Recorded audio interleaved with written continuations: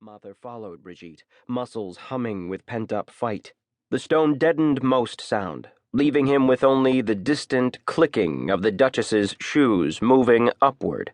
Stairs. He darted after her, hoping to put enough space between him and his group that if a trap did await them, he could give a warning with plenty of time for them to make it back down. Alone in this narrow, dark space, a crack formed in his determination. It had all happened so abruptly. The man, Meira's unexpected trust, her desperate plea for Mather to free everyone, and he had agreed only because he hadn't seen her look like that in months, like the eye of a storm, terrifying and brilliant and severe. The stairwell folded into a hall.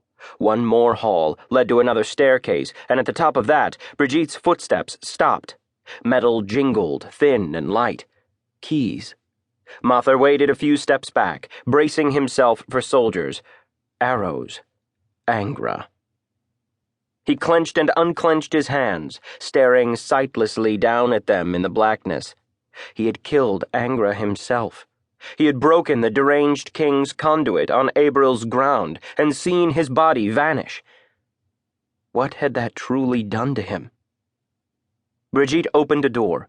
Mather forced his eyes to adjust, lingering long enough for the yellow light to reveal a little of the room beyond. A thick scarlet rug, a short table, blue walls, no soldiers that he could see. Brigitte stepped inside and Mather followed, a beat behind. "Grandmama!" came a child's cry. They were in a bedroom filled with mahogany furniture, a table and chairs, a wide bed, a few armoires positioned between floor-to-ceiling tapestries. This door stood behind one such tapestry, while two more doors waited closed at other points in the room, unhidden. Brigitte was the mother of Jesse Donati, the Ventrallen king. The king Mather had watched go from weak to infuriated and back while his wife seized control of his kingdom. The king who sat on a padded chair before Mather now, one child in his lap, another clinging to his arm as if it were a barrier she could hide behind. A third child, the oldest, but not by much, toddled forward. "Grandmama," she said again, tears tumbling over her lace mask.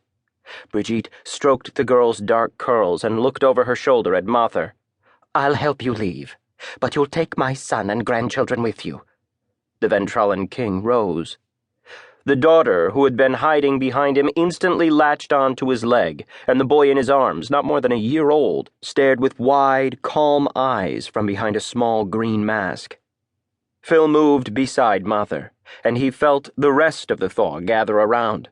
All the time they had spent in their clandestine trainings in January had let him learn each of them by heart, and he didn't need to look to know Trace's fingers twitched over his empty knife sheaths. Eli squared his jaw in a mimic of the glowers around him. Kiefer hesitated near the back, watching, cautiously ready to help, and Hollis and Phage hovered, quiet on the edge of the group. It was Dendera, Connell, and Nessa whom Mather had to check on. Dendera had her arms around Nessa, freeing Connell to stand alert, his face gray and hard. His brother had died as unexpectedly as Allison.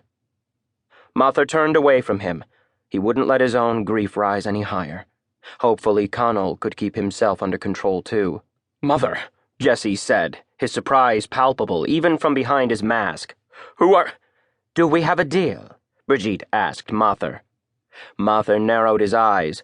"You're saving us?" He had little to no experience with children, but even he could tell that getting them out of the palace would be nearly impossible. Someone in his group stepped forward. Mather expected it to be Dendera. She, of all of them, was the most capable with children, but when Mather turned, he blinked in surprise. Nessa faced Brigitte. "Of course we have a deal." Mather had been on the verge of saying the same thing. Impossible or no, they wouldn't leave children here defenseless. What surprised Mather was the ease with which Nessa moved forward and knelt in front of the oldest girl. "Hi there," she said. "I'm Nessa, and that's my brother Connell." Connell gaped when his sister pointed up at him, but he managed a small bow at the princess. "Melania," the girl told Nessa, rolling her L on an awkward tongue. The smile Nessa gave her was